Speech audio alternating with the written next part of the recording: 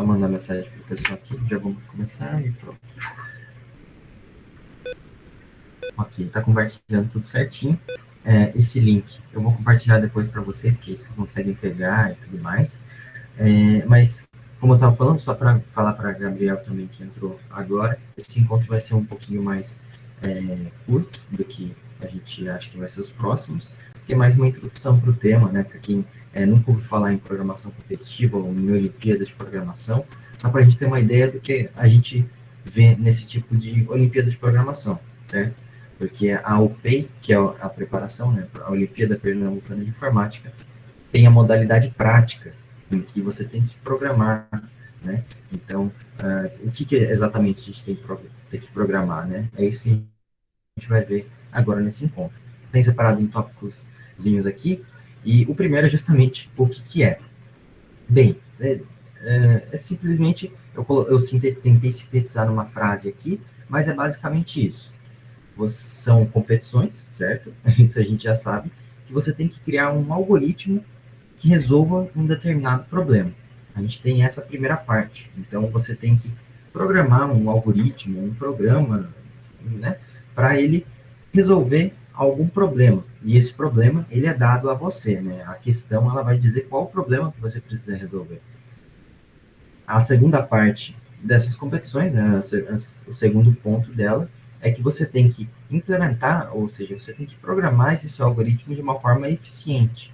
Então, além de você acertar o problema, você tem que programar de uma forma que ele execute no menor tempo possível. Pode parecer meio estranho quando a gente está falando de programação, a gente fala de tempos menores ainda, né? Porque praticamente tudo que... Se você está fazendo um algoritmo simples, né? Normalmente ele executa quase instantaneamente, né? Mas quando a gente está nessas competições, esses algoritmos eles são testados com muitos dados. E às vezes, conforme você vai aumentando a quantidade de dados, vai aumentando o tempo que o seu algoritmo ele vai executar também.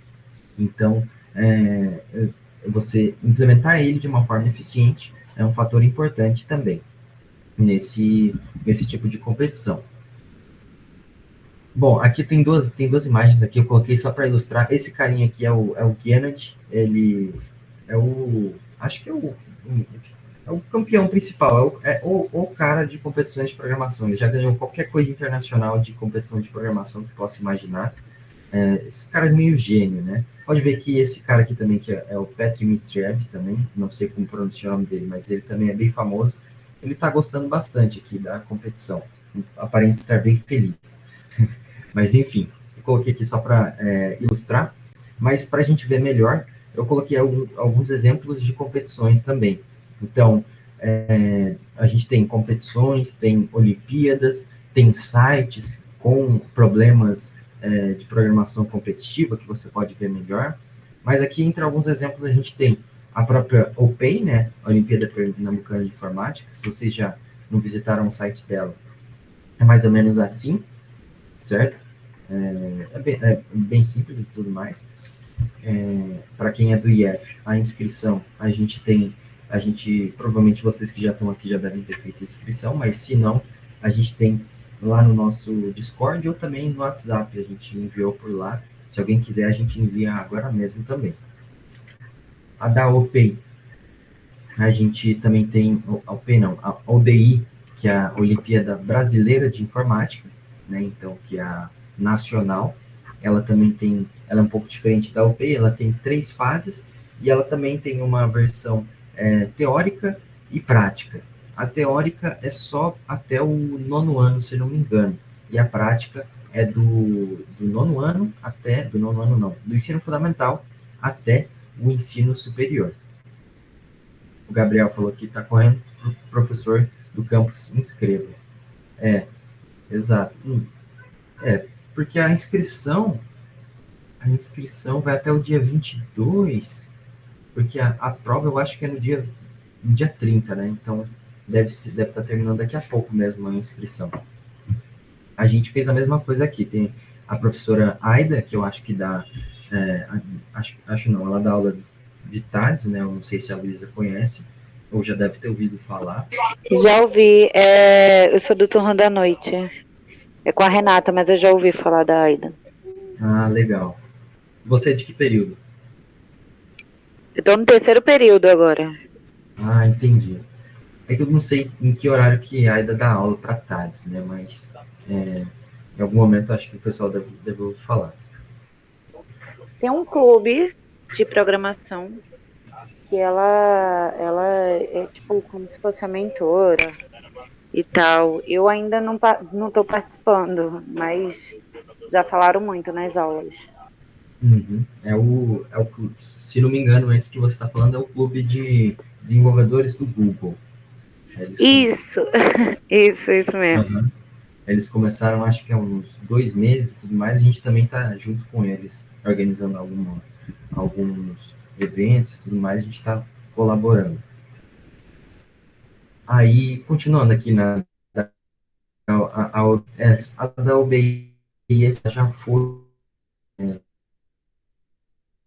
terminado no WhatsApp, inclusive resultados. A gente também tem essa maratona SBC de programação, que é da Sociedade Brasileira de Computação. Essa é a maratona, não, é a competição, é a maior competição do Brasil. Assim, o pessoal que chega até aqui são realmente os melhores do Brasil. E quem ganha aqui normalmente vai para as competições internacionais, né? Então a gente tem, por exemplo, de competição internacional, só para mostrar essas duas aqui, ICPC e a IOI. A IOI é International Olympics of Informatics, alguma coisa assim. Ela, ano passado foi online, né? Mas ela é bem conhecida, mas também uma das principais é a ICPC também, que é a International Collegiate Programming Contest, exato. Que inclusive está acontecendo agora? Não, já aconteceu pelo visto, outubro, foi de 1 até dia 6, e daqui de Recife, inclusive, tinha o pessoal da UFPE, né? O pessoal do Centro de Informática estava lá na Rússia competindo. Então, o pessoal lá do SIM tem um grupo de programação competitiva e eles estavam lá na Rússia competindo com, sei lá, com o pessoal de Harvard, tinha, né, tem de universidades do mundo todo. E para mostrar também uma outra... Fábio, Opa, pode falar. licença.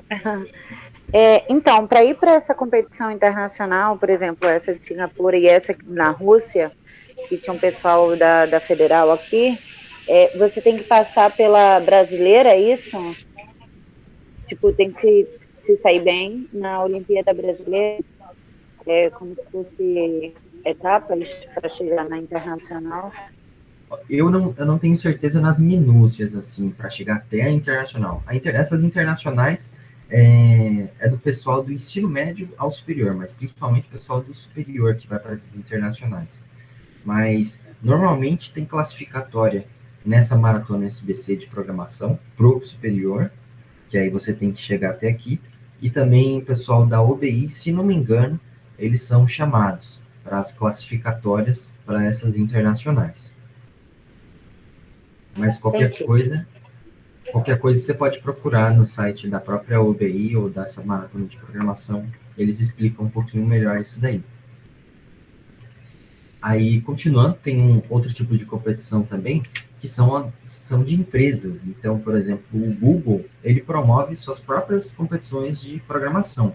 A gente vai ver mais para frente por que isso é legal para eles, mas mostrando aqui dois exemplos, ele tem a famosa Code Jam, que também é bem conhecida internacionalmente, né?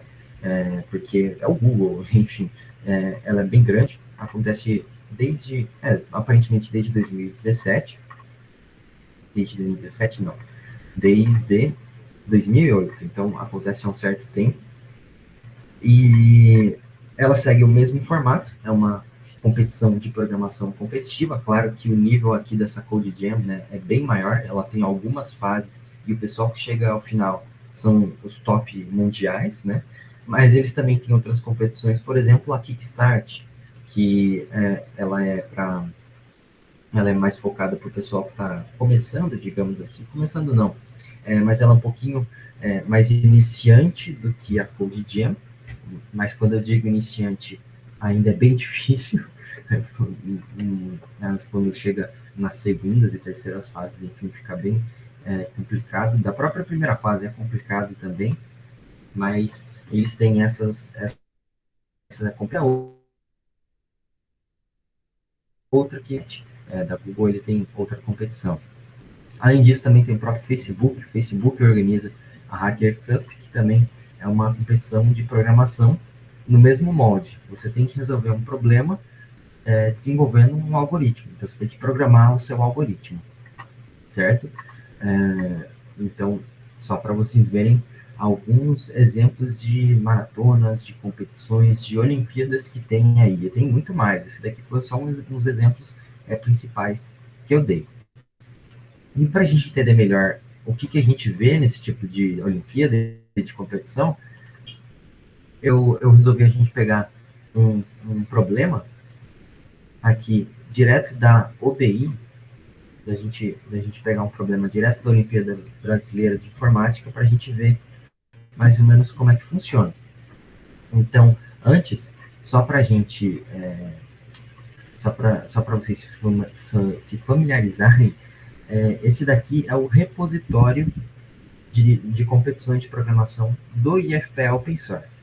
Então, para quem não sabe o que é um repositório e também não está muito familiarizado com o Git ou o GitHub, esse repositório é um lugar onde a gente pode guardar código, certo? Então, é um lugar onde todo mundo aqui pode ir lá e colocar o seu pedacinho de código ou o seu pedacinho de documentação, por exemplo. Enfim, certo?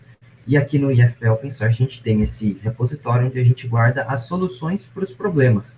Então, é uma forma da gente compartilhar soluções e também ver os problemas e também ficar um lugar aqui onde a gente pode mostrar as nossas soluções para os problemas.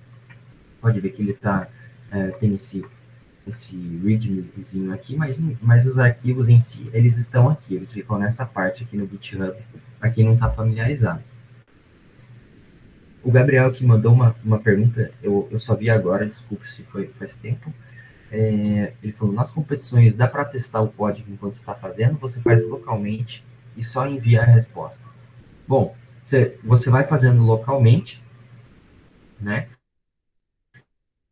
Mas dependendo da competição, você pode enviar o seu código e testar ele na hora. A OBI, por exemplo, esse ano você podia testar até 100 vezes. Então, você tinha 100 testes que você podia fazer durante a competição do seu código. Para você chegar até 100, você tem que estar bem desesperado, né? Mas para ir gastando todos esses 100 testes. Mas tem outras Olimpíadas, parece que na internacional, ou na internacional não, na maratona SBC, por exemplo, na verdade eu não tenho certeza, mas vamos dizer que a maratona SBC, por exemplo, você só pode submeter ele uma vez. Então você tem que ter certeza que o seu algoritmo, que o seu programa está funcionando direitinho para mandar ele, porque você só manda uma vez sem saber se ele vai bem ou não. Então muda um pouquinho de competição para competição. Mas, enquanto isso, você vai fazendo localmente, certo? Aí, nesse repositório nosso, a gente tem, por enquanto, alguns problemas e soluções da OBI e da OPEI. Aqui, para a gente exemplificar o que é uma competição de programação e tudo mais, resolvi pegar um problema aqui da OBI 2020, da fase 1, que ele se chama acelerador de partículas. Os problemas, eles sempre têm algum nome relacionado ao tema deles. Então, pode ver aqui, tem acelerador de partículas, camisetas de Olimpíada, fissura perigosa, irmãos, enfim. A gente vê esse acelerador de partículas aqui, por exemplo.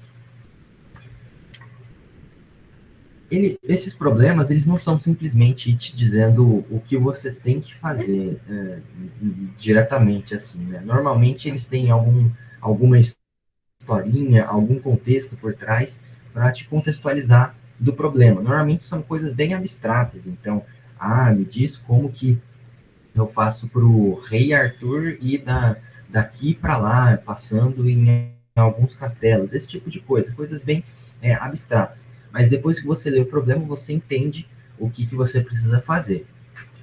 Aqui, vamos, só para a gente entender melhor, vamos ler, então, esse problema todo, o texto corrido dele, só para a gente entender mais ou menos como é que funciona.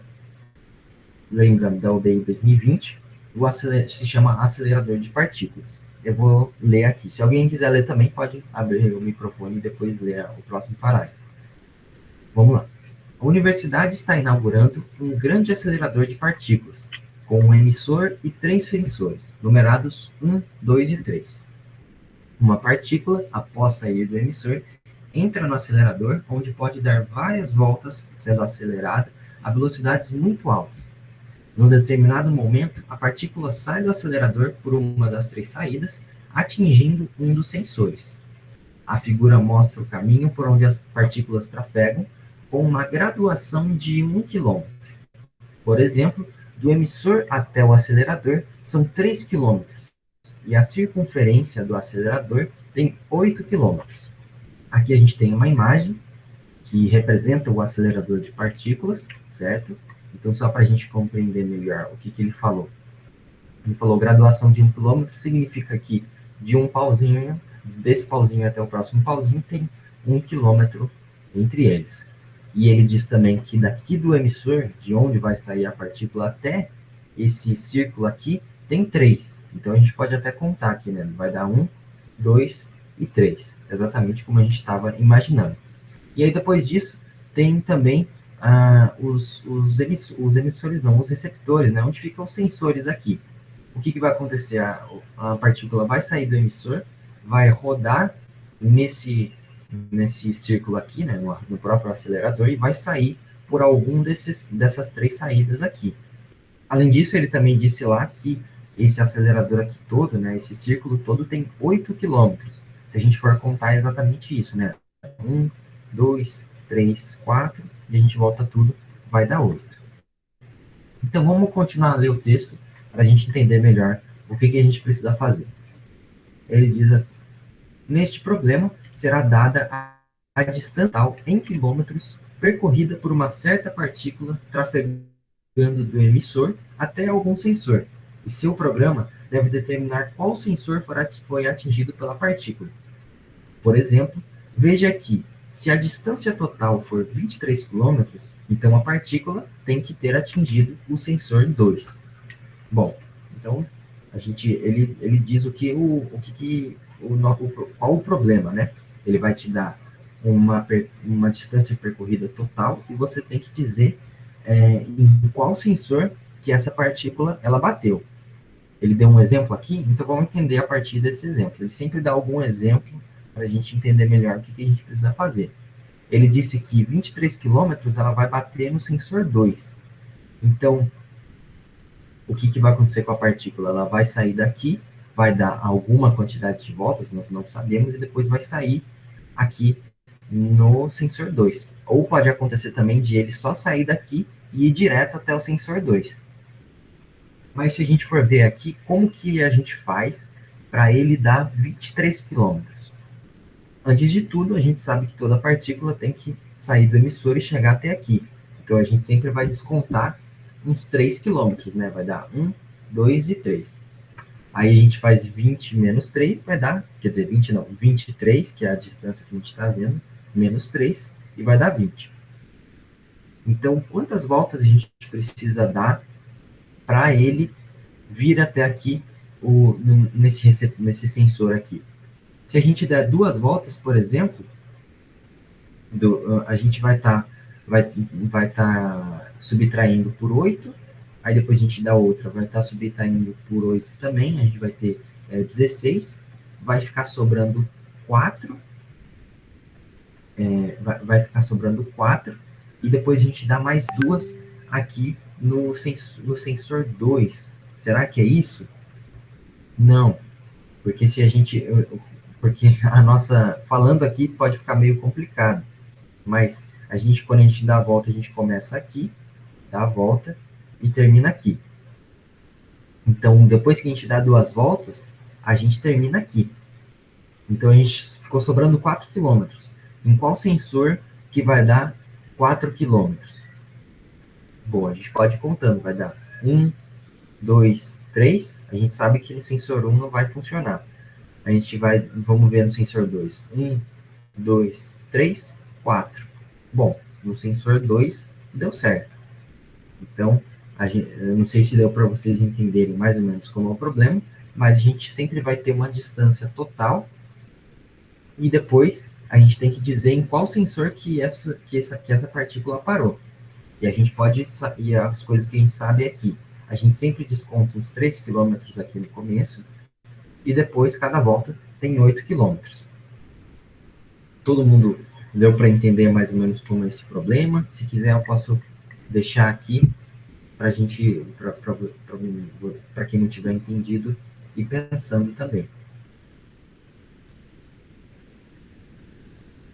Se vocês, só vocês autorizarem que a gente continua nessa descrição desse problema.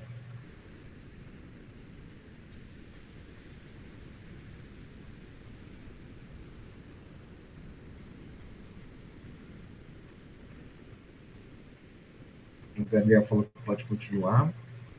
Deixa eu ver quem também está aqui. A Luísa, o Diego, se quiserem que a gente dê uma parada, podem comentar aí também. Bom, então, essa é mais ou menos essa contextualização do problema. Eu imagino que quando você está lendo sozinho, pegue um pouquinho mais rápido, claro. Mas, continuando, essa era a contextualização do problema que eu falei no começo. Todo problema sempre tem um textinho inicial ou uma imagem, como a gente tem aqui também, para te dizer o que você vai precisar fazer. E normalmente não, quase todo problema sempre tem explicando qual vai ser a entrada e qual vai ser a saída. Ou seja, o que o seu programa vai ter que ler, ou seja, a entrada dele, e o que o seu programa vai ter que sair, ou seja, a saída desse seu programa. Então, é aquele negócio do input e do output, ou como o pessoal fala também, I/O, que é algo que a gente vai ver mais profundamente na próxima semana.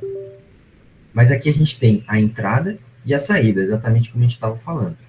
Ele está descrevendo a entrada, ele diz, a entrada consiste de apenas uma linha contendo um inteiro D, representando a distância total percorrida pela partícula, a gente vai ver melhor o que é isso.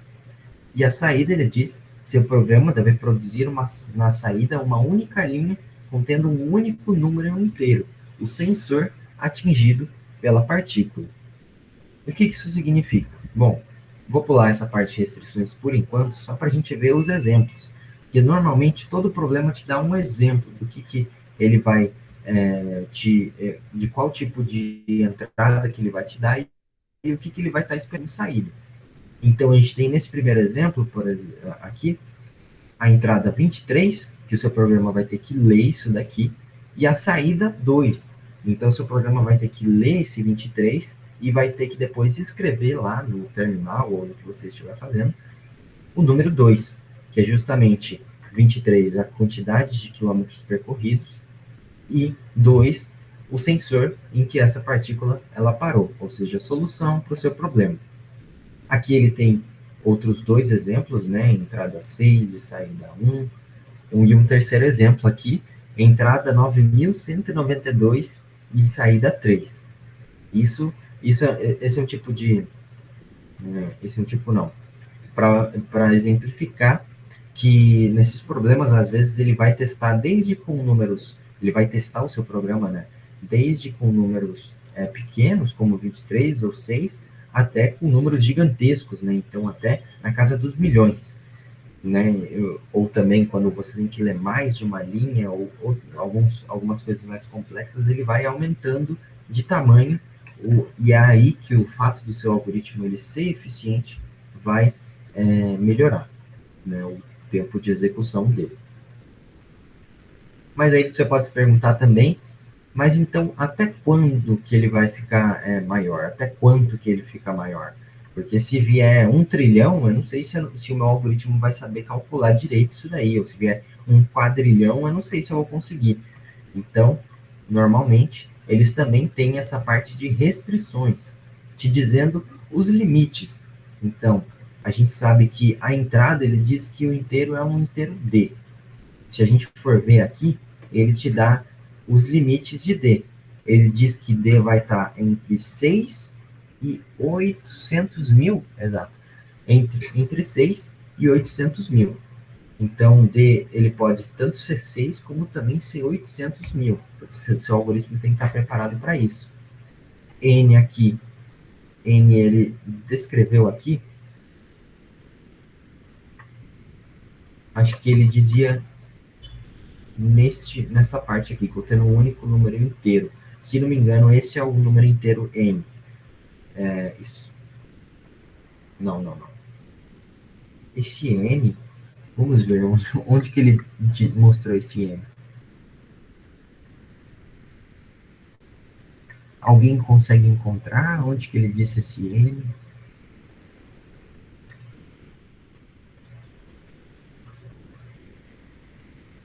Eu acho que isso daqui, na verdade, veio de algum outro exemplo, deve estar formatado errado, até porque ele nem cita o N. Vamos só considerar esse D mesmo aqui. Então, ele te explica até onde que essas entradas que ele diz, elas vão. Ok? E é basicamente assim que funciona os problemas de programação competitiva. Ele te dá uma contextualização do problema, que é para você já ir pensando no que você vai precisar fazer, no que você vai precisar programar. Depois, te explica o que o seu algoritmo vai ter que aceitar como entrada e o que ele vai ter que depois escrever no final. Então, qual vai ser a solução que o seu algoritmo vai ter que dar para aquela entrada que ele recebeu. Normalmente também, praticamente todos, sempre tem um exemplo, alguns exemplos, um ou mais exemplos de entradas e saídas, mas é bom lembrar que o seu algoritmo ele não vai ser só testado com essas entradas e saídas que ele dá de exemplo. Quando você envia o seu código, o seu programa lá para a Olimpíada, né, digamos para a OPEI, ele vai pegar o seu código e testar com milhares de exemplos diferentes, para ver se ele está respondendo de forma correta, não só de forma correta, mas também se ele está respondendo no tempo apropriado. Porque algumas competições, por exemplo, têm limite de tempo. Às vezes ela diz, o seu programa tem que executar isso em, no máximo, 1 segundo. Então, você tem que fazer um algoritmo que responda isso daqui em, no máximo, 1 segundo. Ou, às vezes, 2 ou 3, dependendo também da linguagem. Isso é algo que a gente vai ver depois também. Aqui, especificamente, no nosso repositório, a gente também tem um link para Online Judge, que eu já explico o que é, e também para as soluções que o pessoal já adicionou. A gente pode ver que o Elton aqui é um grande contribuidor, ele submeteu em Python e em Notebook Python também. Depois, se vocês quiserem, a gente pode ver depois a solução para esse problema. Eita, não. Aqui é o Elton. O Elton eu não quero ver agora, não. A solução para esse problema é relativamente simples, se quiserem ver depois. Tem ela bem comentadinha aqui, o Elton deixou bem descrito como que funciona a solução desse daqui. Se vocês quiserem ver depois, é só entrar nesse repositório aqui. Deixa eu mandar o link com petições de programação. Deixa o Elton. Foi mal aí o Elton. Voltando, o que é o Online Judge? Quando está falando de programação competitiva, a gente sempre tem esses judges, né, ou juízes online, na tradução em português, que são sites onde você pode corrigir as suas soluções, né? Corrigir, ou melhor falando, testar elas. Então, às vezes você está vendo esse problema mesmo que a gente está vendo, esse acelerador de partículas. Quando estava lá na competição, a própria Olimpíada Brasileira de Informática lá tinha um sisteminha deles que você mandava o seu código e eles testavam ele lá. Mas e agora que a gente não está na competição, eu quero testar esse código? Existem alguns sites, como por exemplo o NEPS Academy aqui, que você pode testar eles. Então, pode ver que aqui tem todo o enunciado que a gente falou, que a gente acabou de ler, e nesse site específico tem esse botão escrever solução. Eu acho que eu não estou logado aqui, deixa eu ver. Se eu pegar a solução de Welton aqui, isso daqui não pode, tá? Mas eu vou copiar a solução dele aqui, só para a gente ver que dá para você colar o seu código aqui, escolher em qual linguagem, que foi Python 3 aqui, e depois enviar a solução. E agora aqui é a hora da verdade. Vamos ver se o Elton ele programou esse negócio direitinho, hein, Elton? Aí, pronto. Ele disse que foi aceito e que seu código... que é isso? Calma, ele pulou para o outro. Ele disse que o código foi aceito, 100 pontos, que é o máximo aqui nesse site, e que rodou tudo certo, ou seja, não teve nenhum erro. Em alguns sites, isso daqui pode ser diferente. Só para exemplificar também, a gente tem um bem famoso, que é o URI Online Judge. Ele tem essa dashboardzinha aqui, deixa eu só mostrar um problema dele no Word. Pronto. Não, esse aqui não, esse extremamente básico. Ele é um pouco semelhante, tem o título, tem o enunciado, a descrição da entrada, a descrição da saída e alguns exemplos de entrada. E aqui do lado você pode jogar o seu código, a sua solução, enfim, e dizer em qual linguagem que você usou. Pode ver que esse daqui você pode colocar em várias linguagens, né? Foi Python 3. Claro que essa é uma solução para outro problema, não vai funcionar. Acho que é até legal, vou enviar ele aqui, só para a gente ver que ele não vai funcionar direito. Pode ver que ele aparece aqui, wrong answer, né? Em 100% dos casos de teste, o nosso código errou, exatamente como a gente esperava, certo? E também existem outros sites ainda, gringos, bem maiores, mas esses dois aqui, eles são brasileiros, né? E esse URI, ele normalmente tem questões da OBI, e aí fica mais fácil de encontrar. E também é bom citar que é o que a gente está se preparando, ela pega muitas questões da OBI. Então, se você treinar pela OBI, pode ser que você pegue uma questão deles na própria Olimpíada Pernambucana de Informática. E eles seguem praticamente o mesmo estilo também. Bom, voltando aqui para a nossa programaçãozinha, cadê? Resolvendo o problema, nós acabamos de analisar esse problema, né? Fica melhor aqui, analisando. Meu teclado não está funcionando. Para ficar aqui melhor descrito. Como ir treinando para a OPI também é o que a gente já falou. A gente já falou um pouquinho do URI Online Judge, do Neps Academy, que são sites que você pode ir submetendo seus códigos, vendo alguns problemas que tem lá. Se você quiser já dar uma olhada também, isso daí só para quem quiser. E além disso, se você já quiser ir treinando para a OPI especificamente, tem aquilo lá de você ir treinando pela OBI. Por quê? Qual o nosso problema aqui? A OPI, antigamente não, pelo menos ano passado tinha disponibilizado as questões das provas dos anos anteriores.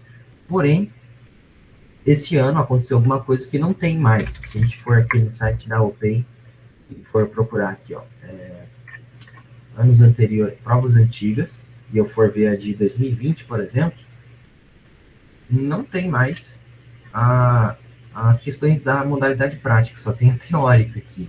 Se a gente for ver, vamos ver, 2019, por exemplo, não tem a da modalidade prática, só tem a da teórica aqui, que é escrita mesmo, né? Não tem a da prática. Então, a gente não está com acesso a isso por enquanto. A gente tem até, acho que umas duas questões aqui da OPI nesse repositório, mas é pouco, né? Infelizmente. Eu acho que eu vou tentar depois mandar um e-mail lá para a OPI para ver se eles mandam isso daí ou disponibilizam de alguma forma, que a gente coloca aqui depois nesse repositório. Mas então, já que a gente não tem as questões da OPI, dá para ir treinando pela OBI. Eu deixei esse link aqui, anos anteriores, que é justamente onde você pode ver a Olimpíada Brasileira dos anos anteriores. Tem desde 99 até 2020.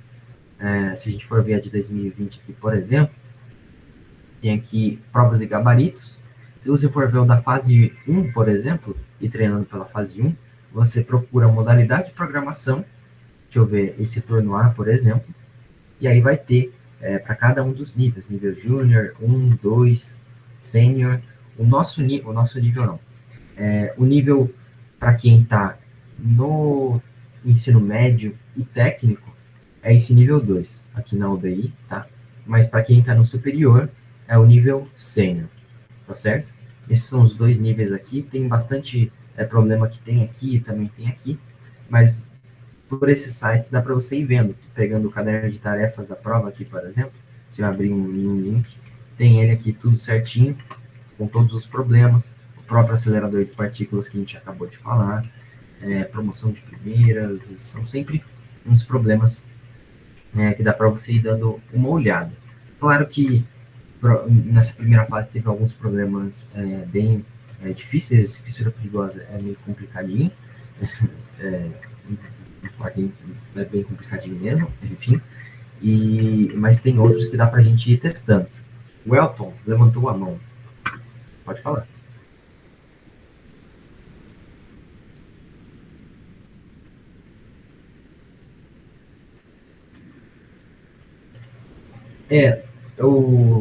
Mas você achou no NEPS? Eu tinha procurado, porque no ano passado o NEPS estava com uma plataforma diferente, aí estava mais fácil de ver. Só que esse ano eu não encontrei de novo pela plataforma nova do NEPS de nenhum jeito. Não, eu já tô inscrito nessa daí pela minha outra conta. Uhum. Vamos ver pelo site hoje.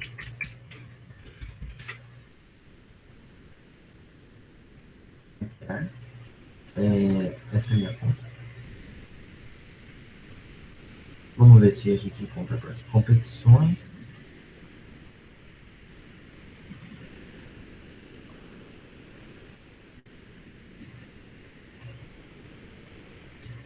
Aqui, ó.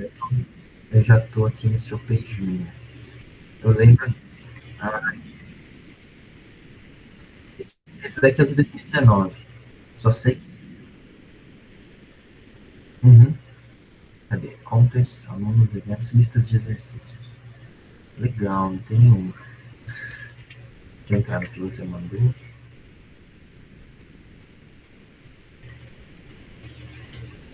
Sim.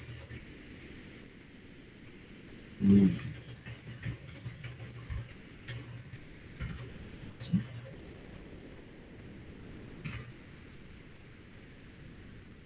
Vamos ver. Opa, eu pei para te passar. Ah, tá certo.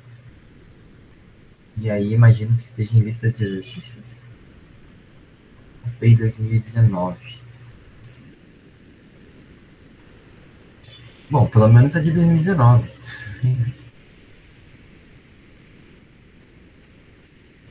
Bom, tinha.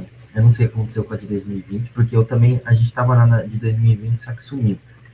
Mas tem aqui, pelo menos, bom você ter falado, que a gente coloca lá depois essas outras. Tem. Deixa eu ver alguma. Essa cifra de César. Acho que a gente até tem, mas é uma que é mais fácil também, dá para ir fazendo.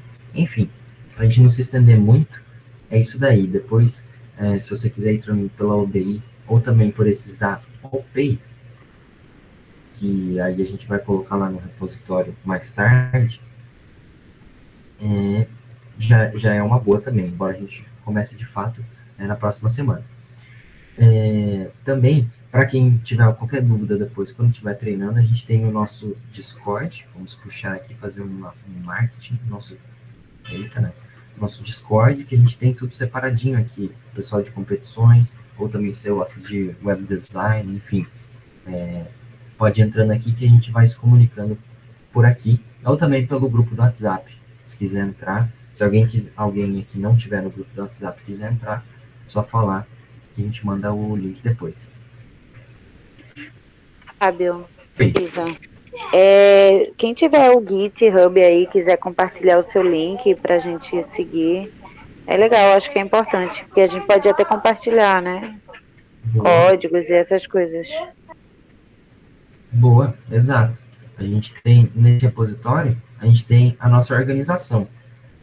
Você tem o GitHub, né, Luiz? Pelo que você falou. Tenho sim. Se você quiser, a gente pode te adicionar na organização aqui, que aí você fica aqui Pronto. Eu vou organizar o meu GitHub, porque depois que eu percebi que ele era um currículo nesse mundo, é, e eu não tinha colocado, o pessoal coloca os projetos das aulas e os trabalhos e tal, tudo no Git. Eu vacilei aí eu vou organizar ele direitinho para ficar bonitinho.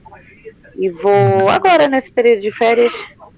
E aí mando para você lá no grupo, pode ser? pode ser, você que sabe. Eu vou enviar o meu aqui, quem quiser sim. Mas quando você enviar, eu já convido aqui, que você aí vai ficar aqui dentro da organização. Beleza? Esse era o ponto sobre como ir treinando para o PEI. Então, qualquer coisa pode ir vendo por esses sites, por esses links que tem aqui. E também, para a gente, eu coloquei também esse ponto, como submeter sua solução no repositório, só para a gente não se estender muito, que já deu 1 hora, a gente tem nesse nosso repositório de soluções, como eu falei, tem como você adicionar a sua solução ou adicionar problemas. Pode ver, por exemplo, que Rian, que ele já corrigiu o problema que tinha lá no acelerador de partículas que a gente viu. Se a gente for lá de novo, vamos ver. Pra você ver que o cara é rápido, né? Não tem brincadeira aqui, não. Cadê? Ele já resolveu, não tem mais o N, já colocou tudo certinho. Mas se você quiser adicionar o seu problema ou a sua solução ou uma nova competição, por exemplo, é só clicar aqui nesse contributing.md,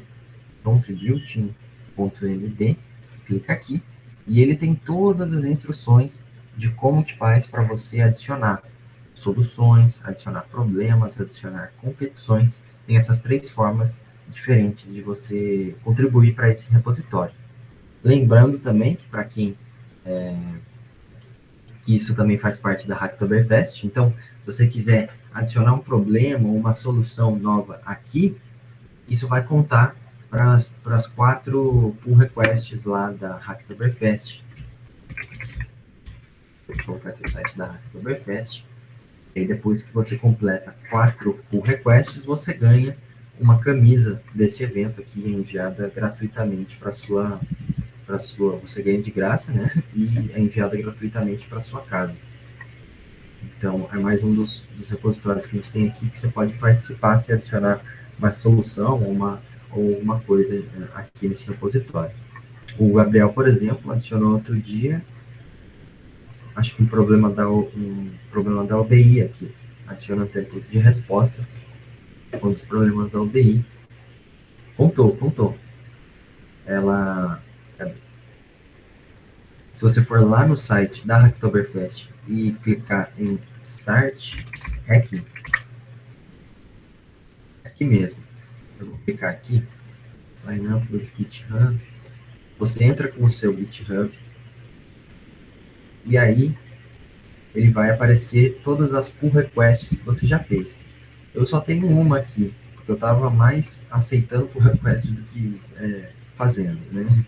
Só tem uma aqui em um outro repositório, mas se você entrar, provavelmente vai estar essa que você fez no repositório, vai estar justamente aqui na lista.